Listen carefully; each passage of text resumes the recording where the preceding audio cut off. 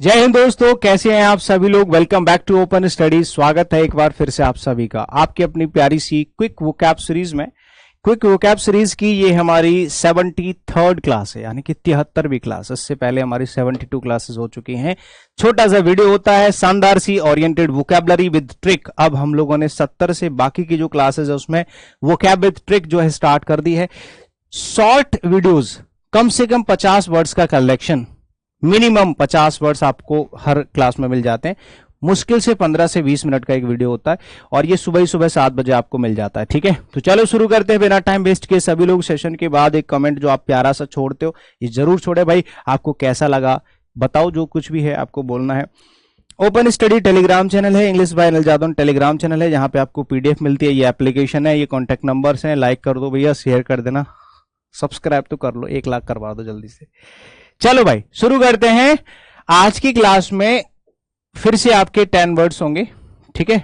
और देखते हैं, जैसे एब्डिकेट एक शब्द है आज की क्लास का। पहला वर्ड है एब्डिकेट। एब्डिकेट बहुत ही कॉमन वर्ड है, but exam point of view से मोस्ट फ्रीक्वेंट है, तो हम इसको जाया नहीं करेंगे। बहुत ही इंपॉर्टेंट वर्ड है, ठीक है बड़ा ही आसान है ना, फ्रीक्वेंट है, लोगों को पता भी होता है, बट फिर भी जिनको नहीं पता है, जो इनिशियल स्टेज में है, जो स्टार्टिंग कर रहे हैं, उनको याद करना चाहिए। एब्डिकेट मतलब होता है किसी चीज को त्याग देना। ये बिटिया है, ये लड़की है, रोड पर पड़ी हुई है, बारिश हो रही है, इसका मतलब इस व्यक्ति को त्याग दिया गया है, या इसने घर बार त्याग दिया है। कुछ तो त्यागा गया है, या तो इसको त्याग दिया गया है या इसने त्याग दिया है, ठीक है। तो त्यागना होता है एब्डिकेट, समझ गए। हाँ, गिव अप, छोड़ देना, वर्ब की तरह यूज किया जाएगा। ये आपका पार्ट्स ऑफ स्पीच हो जाएगा, ठीक है भाई। अब इसको याद कर लेते हैं, इसकी ट्रिक बनाते हैं। ट्रिक के लिए सबसे पहले हम कीवर्ड ढूंढते हैं। देखो, एब्डिकेट में से अब डिकेट, डिकेट मतलब दिक्कत, दिक्कत, ठीक है। अब दिक्कत, या तो अब मुझसे तुम्हें दिक्कत होने लगी है इसलिए तुमने मुझको त्याग दिया है, अब या फिर मुझे तुमसे दिक्कत होने लगी है अब मैं तुम्हें त्याग रहा हूं। तो किसी न किसी तरह से किसी न किसी को दिक्कत होती है, इसीलिए लोग एक दूसरे को त्याग देते हैं। अब दिक्कत महसूस हो रही है इसलिए छोड़ दे मतलब कि त्याग दे। छोड़ दिया, त्याग दिया, छोड़ देंगे, त्याग देंगे, मन भर गया है, तो वही वाला सीन है। तो छोड़ देंगे, ठीक है, तो वही सीन है। डिसोन करना मतलब किसी को त्याग देना, स्पर्न करना मतलब त्याग देना, ठीक है। एब्डिकेट होता है, एबंडन होता है, बहुत सारे वर्ड्स होते हैं, ठीक है। एबंडन होता है, रेलिंक्विश होता है, लीव होता है, डेजर्ट होता है, कई सारे वर्ड होते हैं। लिखने के लिए तो बहुत सारे वर्ड्स हैं, बट मैं आपको जितने कम वर्ड्स दूंगा उतना ही आपको कम टेंशन होगी, कम कंफ्यूजन होगी। अच्छा, डिफेंड होता है त्यागने से पहले उसके लिए रक्षा करना, रक्षा करना, लड़ना, डिफेंस करना उसके लिए, ठीक है।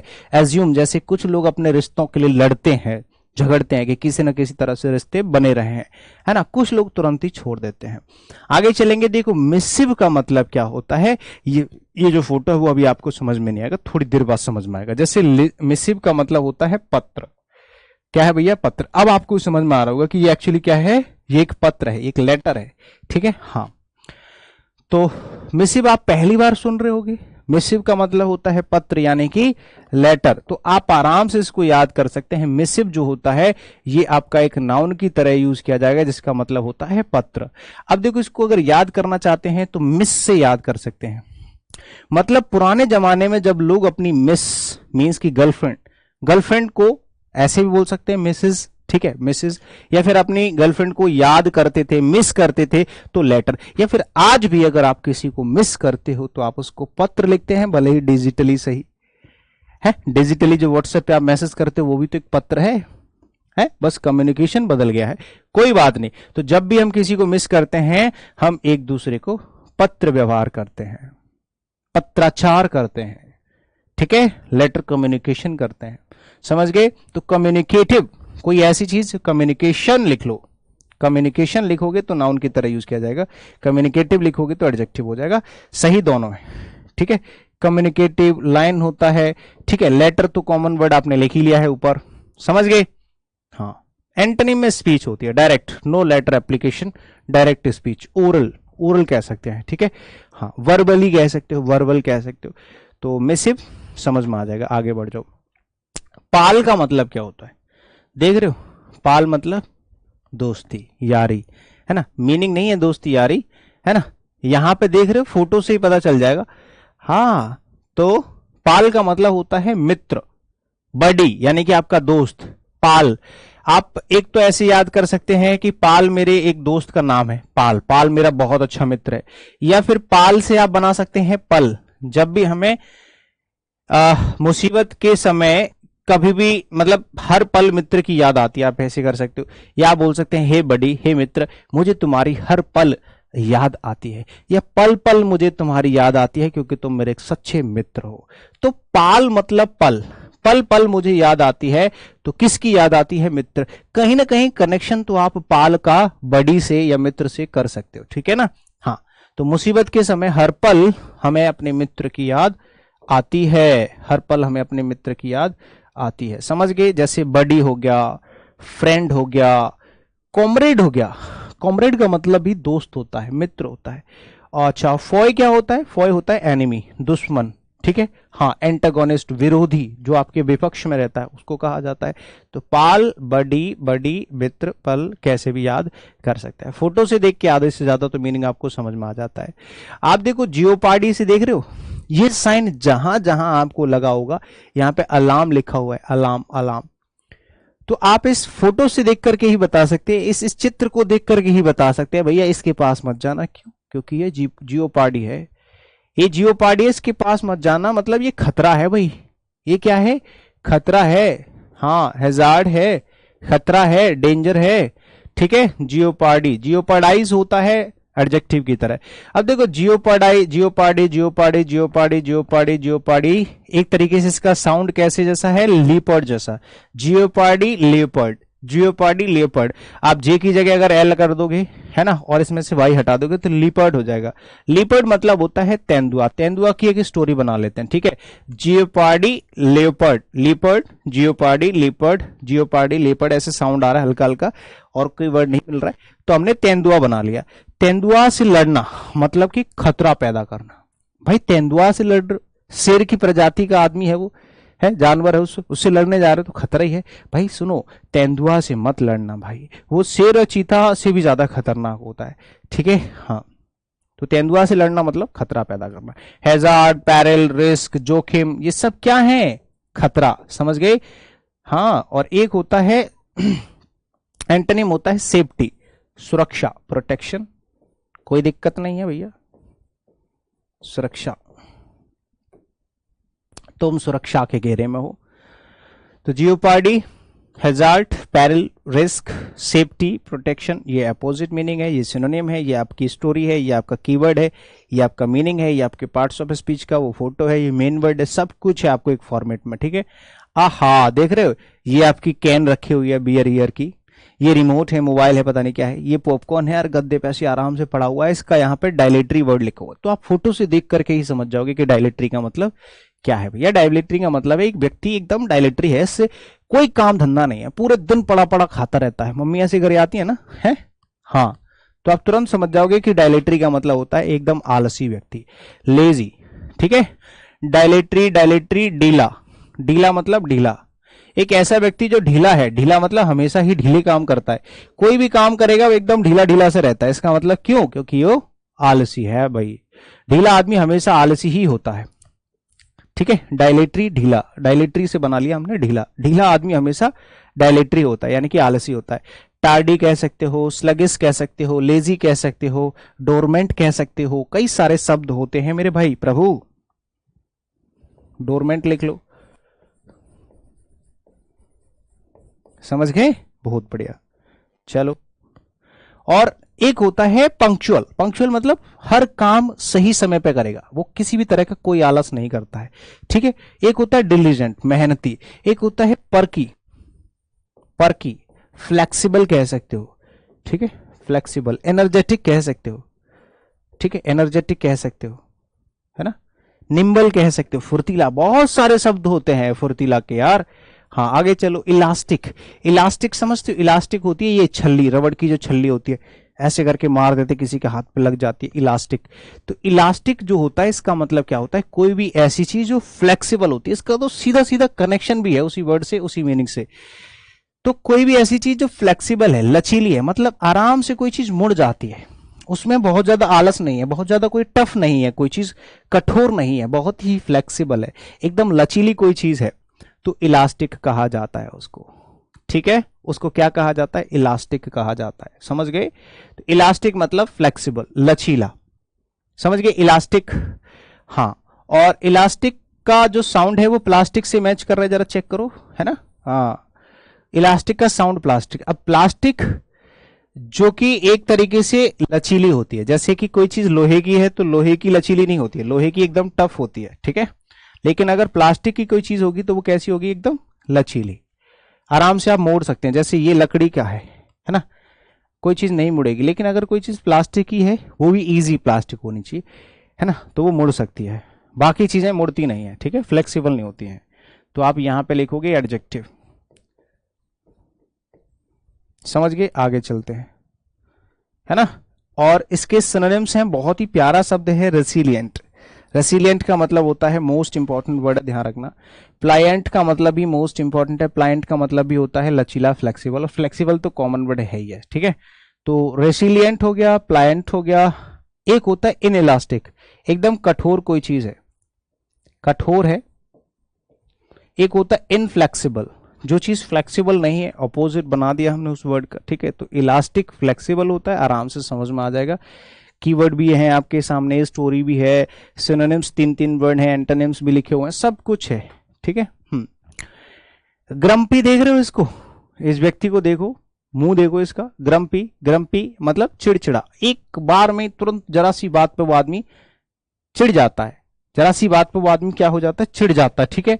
और वो आदमी जब चिढ़ जाता है तो उसको ऐसा लगता है, मतलब कुछ भी बात बोल दो वो तुरंत चिढ़ जाएगा, उसको बुरा लग जाता है, तो उसको ग्रम्पी कहते हैं, ठीक है। बैड टेम्पर्ड कह सकते हो, ठीक है। हाँ, एडजेक्टिव की तरह क्वालिफिकेशन है ना ये। जैसे ग्रम मतलब होता है गरम, ऐसे मतलब साउंड से हमने बना लिया, ग्रम मतलब गरम। पी मतलब पी, गरम पानी पी, गरम चाय पी, कुछ भी। तो गरम गरम चाय पिला दी, इसलिए वो चिड़चिड़ा हो गया। अगर आप कभी गरम गरम चाय पी लेते हो, या गरम गरम पानी पी लेते हो, या कुछ भी गरम गरम खा लेते हो, तो गरम गरम चाय पिला दी किसी को, वो चिड़चिड़ा गया भैया, है ना। तो ऐसे करके आप इसको याद कर सकते हो, सिंपल सी कहानी है, ठीक है। हाँ, बैड टेम्पर्ड, कंटेंकरस कह सकते हो, है ना। बैड टेम्पर्स, कंटेंकरस झगड़ालू हो जाता है। एक होता है प्लेजेंट, एकदम सुहावना, इजी गोइंग, इजी गोइंग, एकदम नॉर्मल, ठीक है। एग्रीएबल होता है, जरा सी बात पे मतलब नॉर्मल, कोई ज्यादा बखेड़ा खड़ा नहीं करता है, उस व्यक्ति को कहते हैं, ठीक है। बहुत बढ़िया। तो उम्मीद है कि आपको ये सब चीजें भी समझ में आ गई होंगी, ठीक है। एक और वर्ड समझ लो, देखो बस्टल क्या होता है? बस्टल क्या होता है? बस्टल का मतलब होता है भगदड़। जैसे मान लो इसके बैग में पैसा भरा हुआ है, देखना, है ना, हड़बड़ी होती है। हड़बड़ी मतलब इसके बैग में मान लो पैसा भरा हुआ, वैसे तो पैसा है नहीं है, लेकिन फिर भी मान लेते हैं पैसा भरा हुआ है। अब देखो ये भाग रहा है, पहली बात तो इसका मीनिंग समझने की कोशिश करते हैं। देखो, ये बस्टल का मतलब होता है हड़बड़ी, यानी कि भीड़ भाड़ में हड़बड़ी करना। तो बस्टल में से बस टली, ठीक है। टली मतलब चलने लगी, या टली का मतलब मुझे भी समझ में नहीं आया, लेकिन मैं बता देता हूं, मैं दूसरे तरीके से बता दूंगा। देखो, बस का मतलब होता है बस, टली मतलब टली, है ना। कभी कभार बस में चढ़ते समय हड़बड़ी में किसी न किसी से टली हो जाती है, या टली लग जाती है। टली लगने का मतलब होता है कि भिड़ जाना, एक तरीके से टली मतलब होता है भिड़ जाना, है ना, या हड़बड़ी। जैसे मान लो, ऐसे याद कर लो, जब भी बस, जब कभी कभार क्या होता है, बस जैसे ही चलने लगती है ना, पहले खड़ी थी अब चलने लगी, तो जैसे ही बस टली, वहां से, टली मतलब चलना, ऐसे याद कर लेना, टली मतलब चलना। जैसे ही बस वहां से चली, वहां पे हड़बड़ी मच गई, चलो मुझे चढ़ना है, मुझे चढ़ना है, तो ये पीछे भाग रहा है बस को पकड़ने के लिए, अपने कपड़े वपड़े जो भी अपने कागजात वगैरह लेकर के भाग रहा है, ठीक है।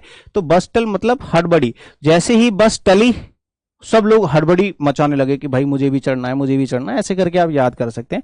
कभी कभार बस में चढ़ते समय हड़बड़ी में किसी ने, अब ये तो अलग है, हमने दूसरा वाला बना, जहां तक है कि वो आपको जल्दी समझ में आ जाएगा। बस टली, जैसे ही बस टली तो लोगों को हड़बड़ी होने लगी, ठीक है। इसके सिनोनिम्स लिख लो, ये नाउन की तरह यूज किया जाएगा, हड़बड़ी, ठीक है। हाँ, हस्ट, हास्ट हो गया, हास्ट मतलब जल्दबाजी, ठीक है। और हरी होता है जल्दबाजी, रस मतलब भी जल्दबाजी होता है, हड़बड़ी, ठीक है। और लेजीनेस होता है आलस, देरी से किया गया काम, कोई जल्दबाजी नहीं है, तसल्ली है, पेशेंस लिख सकते हो यहाँ पे, पेशेंस, लेजीनेस ऐसे करके लिख सकते हो, ठीक है, तो हड़बड़ी होता है हरी, कामनेस, लेजीनेस ये होता है शांति, ट्रैंक्विलिटी, बहुत सारे वर्ड्स होते हैं। पॉसिटी का मतलब होता है कमी, पॉसिटी का मतलब होता है कमी यानी कि शॉर्टेज, ठीक है। हाँ, तो शॉर्टेज आप देख रहे हो, इस पूरे इतने बड़े कप में इतनी सी चाय है या इतनी सी कॉफी है, इसका मतलब है कि इस कप में जो चाय है या कॉफी है जो भी है उसकी बहुत कमी है। इसको याद करने के लिए देखो, पहले तो इसको रिलेट करने के लिए फोटो होता है हमारे पास, उसके बाद इसकी ट्रिक होती है जिससे हम इसको वर्ड्स के तौर पे याद कर सके। जैसे पॉसिटी, पॉ, पॉ मतलब पाव, पॉ मतलब पाव नहीं है, पॉ से हमने पाव बना लिया, पॉ मतलब पाव, पाव मतलब 250 ग्राम, 1/4, और सिटी मतलब शहर, है ना। मैं सिटी में 40 किलो आटा लेने के लिए गया कि मुझे 40 किलो आटा लेके आना है, लेकिन पाव ही मिला, एक पाव ही मिल पाया। ऐसा होता था लॉकडाउन में, जब आप कोई चीज लेने जा रहे हो तो पूरी चीज नहीं मिलती थी, क्योंकि सिटी में आटे की कमी थी। सिटी में क्या था, आटे की कमी थी, पॉसिटी थी, पॉसिटी, सिटी में पाव और ही आटा मिला, मैं 40 किलो लेने गया था क्योंकि पॉसिटी थी। डर्थ हो गया, स्कार्सिटी हो गया, शॉर्टेज हो गया, पॉसिटी होगी, बहुत सारे वर्ड्स होते हैं। एक होता है प्लेथोरा, मतलब प्लेथोरा मतलब प्रचुर, यहां पे लिख सकते हो प्रचुर, जरूरत से ज्यादा, अबंडेंट, अबंडेंस मतलब ऑप्यूलेंस कह सकते हो, प्रचुरता, अधिकता, प्रचुरता, या फिर लिख सकते हो अधिकता, अधिकता, प्रचुरता, ये होता है इसका मीनिंग, समझ गए। हाँ, और नाउन की तरह यूज किया जाएगा। समझ में आ गई बातें। चलो एक और वर्ड है मैजी। देखो मैजी का मतलब होता है जटिल, कॉम्प्लिकेटेड, कोई ऐसी चीज है जो एकदम मैजी है, मैजी मतलब बहुत ही कॉम्प्लिकेटेड है, जटिल है, एडजेक्टिव की तरह आप इसको यूज करोगे, ठीक है ना, एडजेक्टिव की तरह आप इसको यूज करोगे मैजी।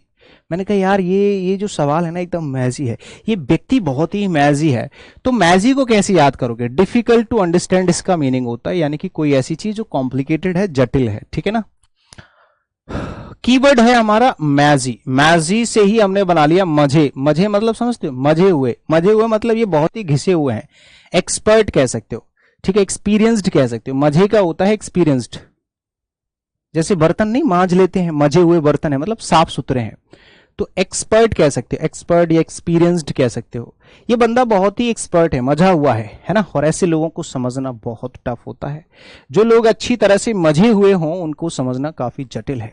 मजे हुए मतलब साफ सुथरे हैं, बहुत बार ये झेल चुके हैं अपनी कठिनाइयों को। फोटो से देख करके देख रही है, परेशान हो गया है सामने वाले बोर्ड को देख के, क्योंकि इस पे लिखा क्या है, ठीक है। सिनोनिम्स होता है लेब्रिंथ, कॉम्प्लेक्स, इंट्रिकेट होता है इंट्रिकेट, कॉम्प्लिकेटेड, और एक होता है एविडेंट मतलब क्लियर, साफ सुथरा, इजी, सिंपल, वेरी इजी।